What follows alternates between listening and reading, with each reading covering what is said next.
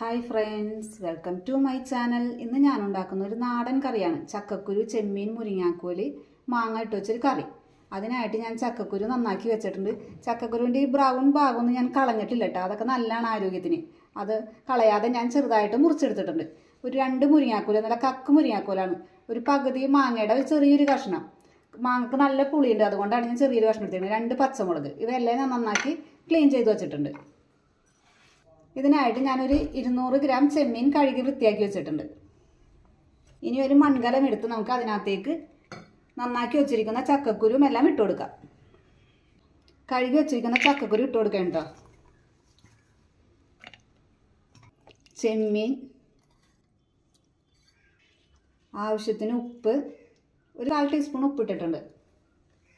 1/4 teaspoon മഞ്ഞൾപ്പൊടി, 1/4 teaspoon മുളക് പൊടി കുറച്ച് മതി. ഇത് മഞ്ഞക്കറിയാണ്. ഞങ്ങളുടെ മഞ്ഞക്കറി എന്ന് പറയും മക്കളൊക്കെ. എരിവില്ലാത്ത കറിയാണ്, എരിവുണ്ടാവില്ല. മുളക് പൊടി ഒരു 1/4 ടീസ്പൂൺ ഇടുന്നുള്ളൂ. 2 പച്ചമുളക് ഇട്ട് കൊടുക്കട്ടെ. എരിവിന് വേണ്ടി ഇതിനകത്ത് അധികം ഇടുന്നത് നമ്മൾ പച്ചമുളകാണ്. എരിവുള്ള പച്ചമുളക് കണ്ടിട്ട് ഞാൻ 2 ഇടണം, അല്ലെങ്കിൽ ഒരു 3 4 ഇടാം കേട്ടോ. ഇത് വേവാനുള്ള വെള്ളവും ഒഴിച്ച് നമുക്ക് അടുപ്പത്ത് വെക്കാം. ചക്കക്കുരും ചെമ്മീനും വേവുന്ന സമയം കൂടെ നമുക്ക് അതിനായിട്ട് ഒരു അരപ്പ് തയ്യാറാക്കട്ടെ. ഇങ്ങനെ ഒരു അരമുറി തേങ്ങ എടുത്തിട്ടുണ്ട്. 2 അല്ലി ചുവന്നുള്ളി, ഒരു 2-3 കറിവേപ്പില, ഒരു അല്പം മഞ്ഞൾപ്പൊടി ഇട്ട് നല്ല ഫൈനായിട്ട് അരച്ചെടുക്കാം. ചക്കക്കുരു വെന്തിട്ടുണ്ട് കേട്ടോ. ചക്കക്കുരു മുക്കാൽ വേവായിട്ടുണ്ട്. നമുക്കിനി അരിഞ്ഞ് വെച്ചിരിക്കാം മുരിങ്ങാക്കോലും മാങ്ങ ഇട്ട് കൊടുക്കാം. ചക്കക്കുരു, ഈ മുരിങ്ങാക്കോൽ ആദ്യം ഇട്ട് കൊടുക്കാത്തത് ചക്കക്കുരുവിന് വേവ് കൂടുതലായിരുന്നു. മുരിങ്ങാക്കോലും മാങ്ങയും കൂടി ഒന്ന് വെന്ത് വരട്ടെ. അല്പം ഉപ്പ് കുറവുണ്ട്, ഞാൻ കുറച്ച് ഉപ്പ് ഇട്ട് കൊടുക്കുന്നുണ്ട് ഈ സമയത്ത്. മുരിങ്ങാക്കോലും മാങ്ങയും വെന്തിട്ടുണ്ട് കേട്ടോ. നമുക്കിനി അരപ്പൊഴിച്ച് കൊടുക്കാം. അരപ്പൊഴിച്ച് കൊടുക്കാം കേട്ടോ. നേരത്തെ നല്ലോണം ഫൈനായിട്ട് അരച്ച് വെച്ചേക്കാം തേങ്ങ ഇട്ടത്.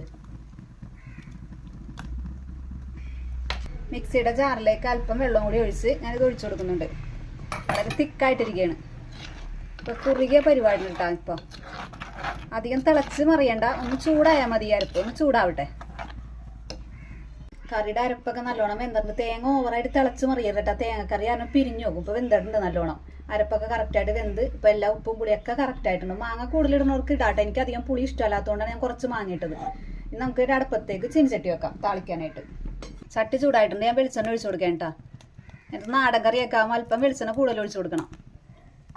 വെളിച്ചെണ്ണ ചൂടായിട്ട് നമുക്ക് കടുക് ഇട്ട് കൊടുക്കാം. കടുക് പൊട്ടി വന്നിട്ട് നമുക്ക് കറിവേപ്പില ഇട്ട് കൊടുക്കാം.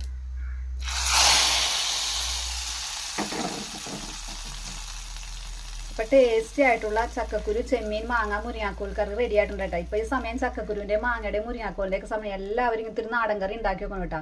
Okay, by.